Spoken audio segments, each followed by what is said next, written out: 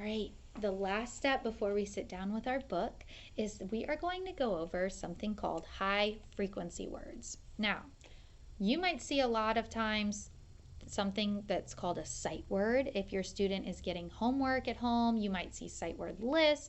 You might hear them be called high frequency words. You might hear them be called irregular words. But the truth of the matter is this: a sight word is any word a child can read on sight without doing the sounds. They can read it in 3 seconds.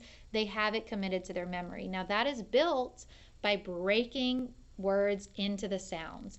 So once they've learned how to break it into sounds, they put it together and they've seen it enough times, it will eventually be stored as a sight word. But what should we pick as sight words? Now we're going to see those words that we can sound out a lot in our decodables. So they're not going to be words that we pick out.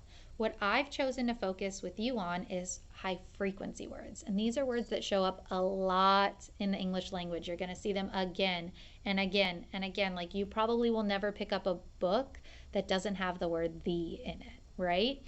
So I have found that these are the most high impact words to use with your little one, just to explicitly give it to them. Now, the more you teach phonics, the less you'll need to go over these high frequency words, because they're going to be words that they can then sound out and eventually commit to their memory.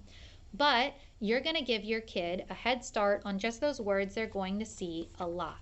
So here's what my card looks like. Now, I want to stress to you again, you can just go to the dollar store, get cards, and you can use my cards just as a guide, right? But I have put dots under it just so you know. Let's tap each sound as we go, and then we're going to use the arrow to blend together. And you're going to notice something else. Sometimes you're going to see some hearts. And these are just times that a letter might make an unexpected sound. They do follow our phonics rules, and we're going to learn those, but they are something that right now, before we've taught, our kids need to learn by heart. So right from the jump, we want to model them for this, and we're just giving them a little exposure, like a little insight into the future, because later you're going to directly teach all of these sounds, but they need to know some of these right now as soon as possible, right? So if I were introducing this word to my child at home, I would say this is the word has. Let's listen to the sounds in the word has. As. Has. Did you notice any of these kind of make a weird sound? I noticed this S sounds like Z here. Oh my goodness, so I'm going to put a heart over top of it because we need to learn that by heart. Let's try reading this word again. This is the word has. H-A-Z. Has. It's spelled H-A-S. Has. And one thing my little one loves to do is she loves to use it in a sentence. So I might say something like this. Your mommy has the best daughter in the world.